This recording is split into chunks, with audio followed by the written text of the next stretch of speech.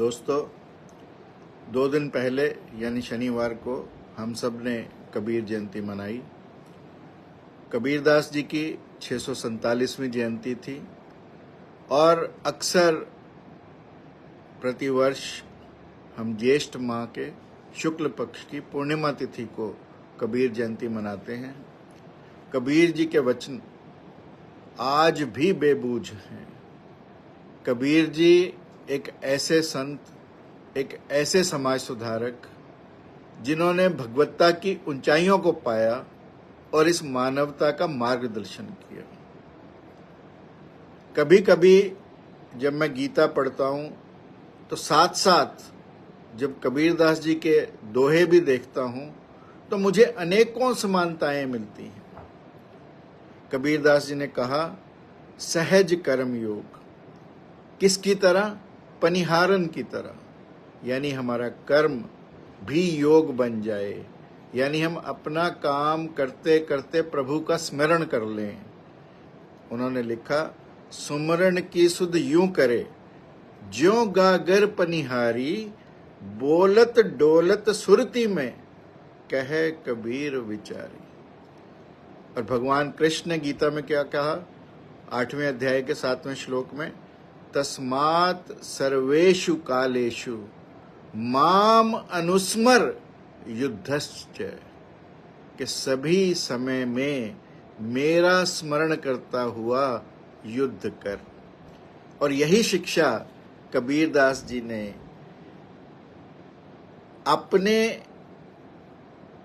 दोहों के माध्यम से, अपनी दिव्यता के माध्यम से हम सबको दी। गृहस्थ जीवन में रहकर भी पूर्ण भगवत्ता को पाना। भक्ति आंदोलन के अनेक संतों ने ऐसा किया और उनमें प्रमुख रूप से कबीरदास जी भी थे। और गृहस्थ जीवन में सुमरण बिना गृहस्थी को डिस्टर्ब किए। कहते हैं एक बार एक व्यक्ति घर से बहुत परेशान कबीर जी के पास आया और बिल्कुल मरने को तैयार, पत्नी से इतना दुखी कि मैं प्राण त्याग दूंगा। कबीरदास जी से कहा कि मुझे कोई गृहस्थ जीवन का मंत्र बताएं। तो कबीरदास जी पेड़ के नीचे दिन में बैठे थे। जब वो व्यक्ति आया, कबीरदास जी ने अपनी पत्नी को आवाज लगाई और कहा, लालटेन ले आ। अब उस व्यक्ति ने सोचा कि दिन परमात्मा का दिया निकला हुआ है, परमात्मा ने इतनी बड़ी लालटेन सूर्य जलाई हुई है, और ये व्यक्ति अपनी पत्नी से कह रहा है लालटेन ले आ। उसने पहले तो सोचा कि तो किसी गलत व्यक्ति के पास तो नहीं आ गया, परंतु हैरानी तब हुई कि बिना किसी संशय के पत्नी भी लालटेन ले आई।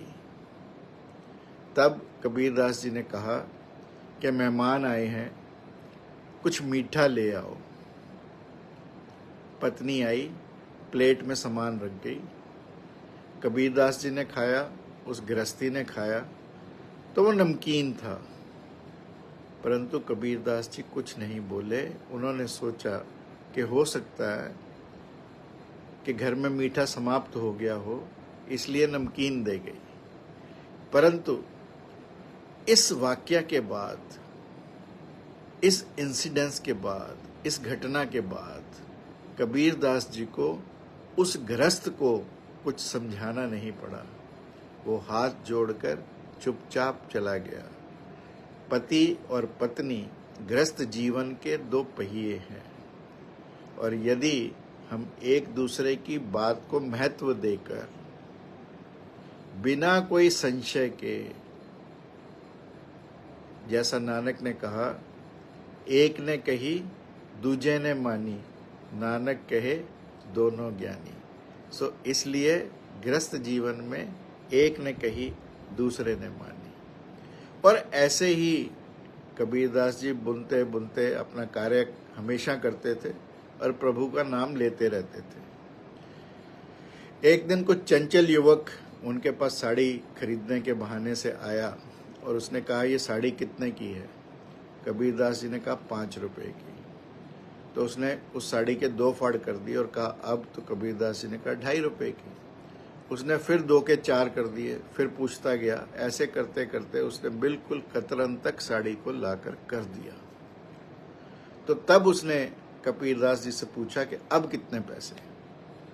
तो कबीरदास जी ने कहा कि अब कोई पैसे नहीं, क्योंकि ये साड़ी किसी के काम की नहीं रही। तो अब वो व्यक्ति जो चंचल युवक था बहुत हैरान हुआ और फिर अचानक से कबीरदास जी के चरणों में पड़ गया। कबीरदास जी ने उसे समझाया कि देख, तूने मुझसे क्षमा मांगी, मुझे साड़ी की कीमत मिल गई, अन्यथा तू नहीं जानता कि इस साड़ी बनाने में कितने लोगों की कितनी मेहनत लगी है।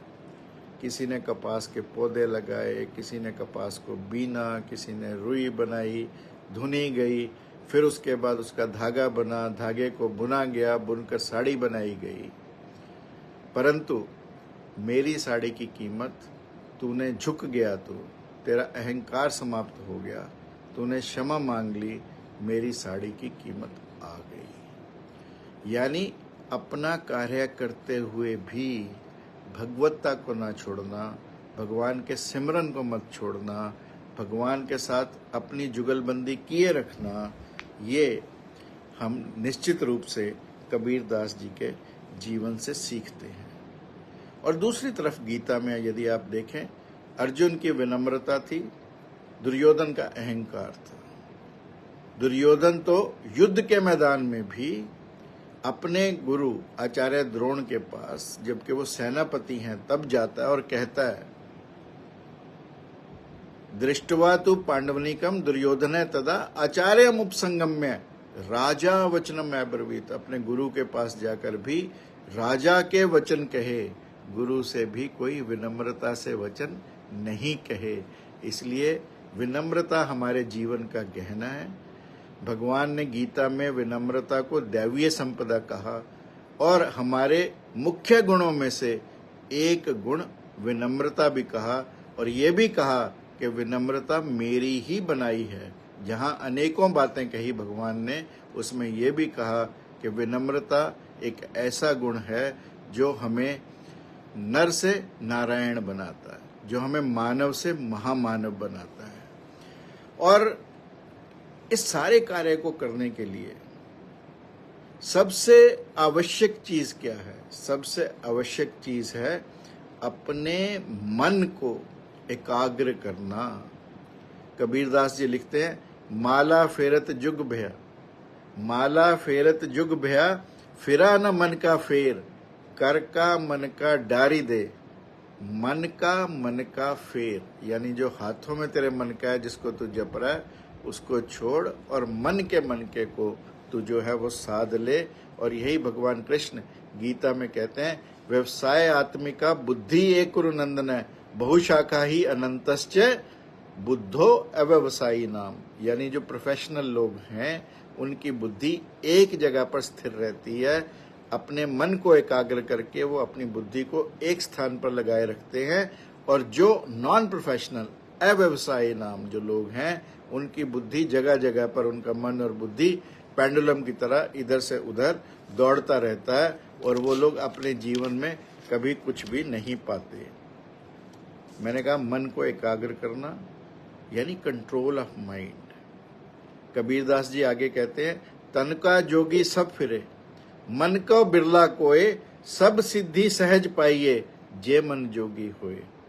यानी और यही भगवान कृष्ण गीता में कहते हैं, असंशय ही महाबाहो, असंशय ही महाबाहो, मनो दुर्निग्रहम चलम, अभ्यासेन तु कौन्ताय, वैराग्यम च गृह्यते।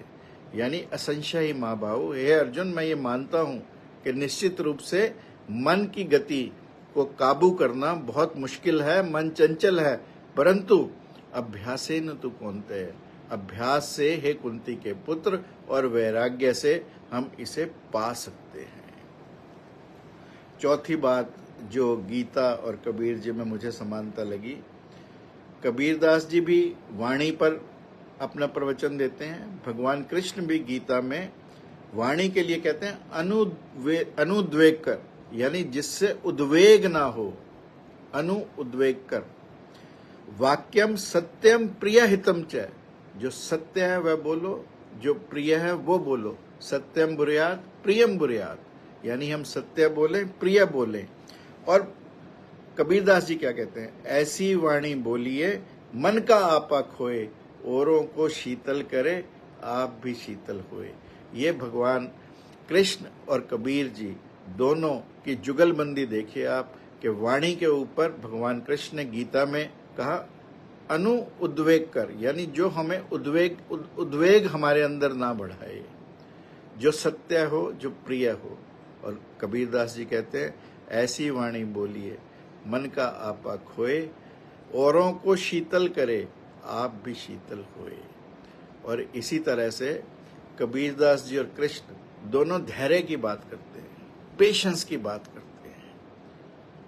भगवान कृष्ण गीता में कहते हैं मात्र स्पर्शास्तु कौन्तेय शीतोषण सुख दुखदा आगम आपियानो अनित्य तान तितिक्षस्व भारत। यानी जो इंद्रियों की चीजें हैं, जैसे सर्दी गर्मी सुख दुख आएंगे आगम, आपियानो जाएंगे, परंतु वो अनित्य हैं, they are short lived. Therefore तान तितिक्षव भारत, हे भरत, हे भारत के पुत्र, हे अर्जुन, उनको तू बियर कर, तान तितिक्षव, पेशेंस रख, धैर्य रख और उनको बियर कर, क्योंकि ये चीजें आनी और जानी हैं। They are like a cycle, they will keep coming, they will keep going, but you have to be patient throughout. और कबीरदास जी क्या कहते हैं, धीरे धीरे रे मना, धीरे धीरे रे मना, धीरे सब कुछ होए, माली सींचे सो घड़ा, ऋतु आए फल होए। माली कितनी सिंचाई गुड़ाई पानी नलाई करता है, परंतु फल तो ऋतु के आने पर होते हैं। इसलिए हे मनुष्य, तू अपना धैर्य रख, धीरे धीरे रे मना, धीर ते सब कुछ होए, धीर से ही सब कुछ संभव है।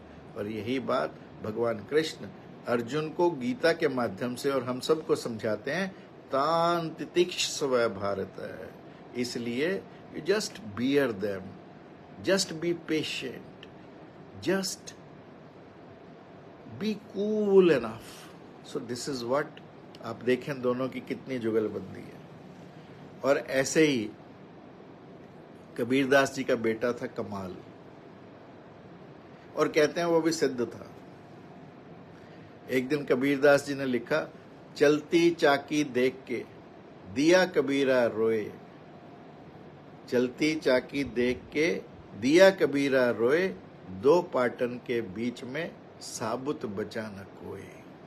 अब कमाल देखिए क्या लिखते हैं, चलती चाकी देख के दिया कमाल हंसाए, कमाल हंस दिया।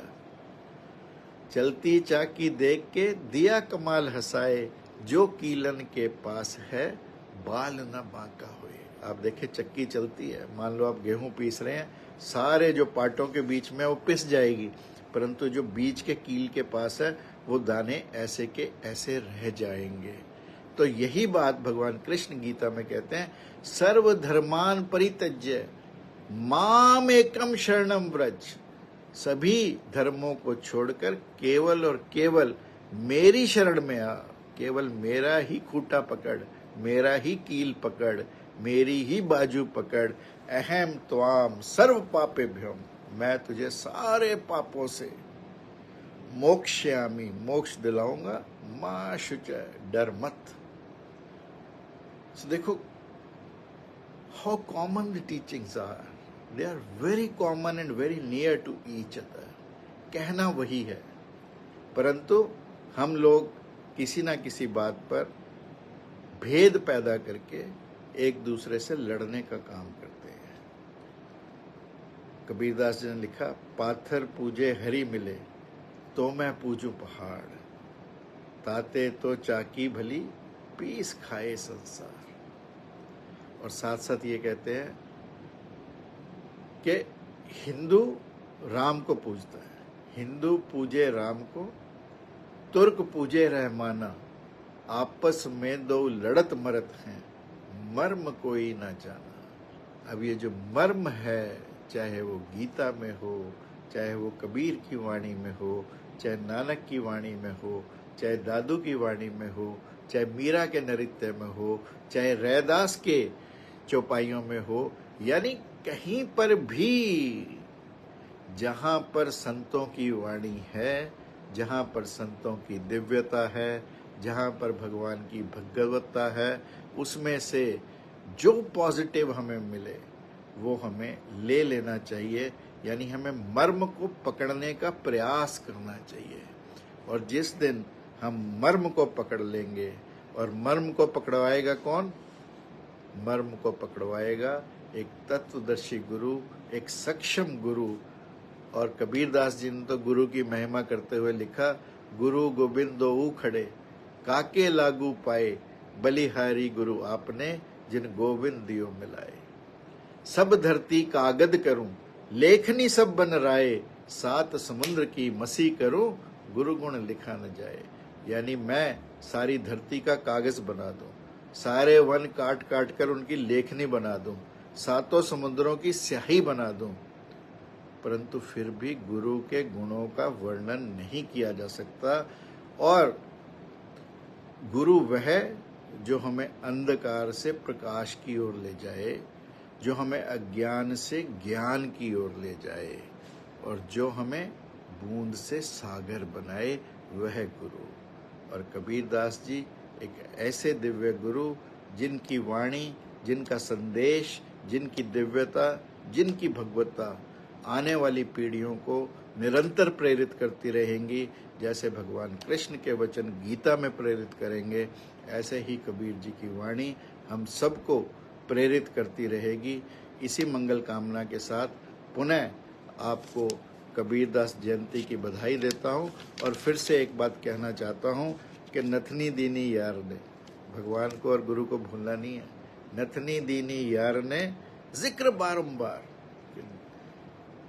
किसी मंगेतर ने, किसी दोस्त ने नथनी दे दी तो उसका जिक्र बार बार है। नाक दियो करतार ने, ताको दियो बिसार, कि जिसने नाक दी है उसको हम भूल जाते हैं। हम अपने जीवन में कार्य करते रहें, परंतु साथ साथ भगवान को ना भूलें। जैसा कबीरदास जी ने सहज कर्म योग कहा, जो गीता में भी यही कहा गया, उसी का अनुसरण करते हुए जो भगवान कहते हैं, माम अनुस्मर युद्धश्च, मुझे याद करता रहे और अपने कार्य करता रहे। इन्हीं शब्दों के साथ अपनी वाणी को देता हूँ विराम, और आपके भीतर बैठे कबीर और कृष्ण को करता हूँ प्रणाम।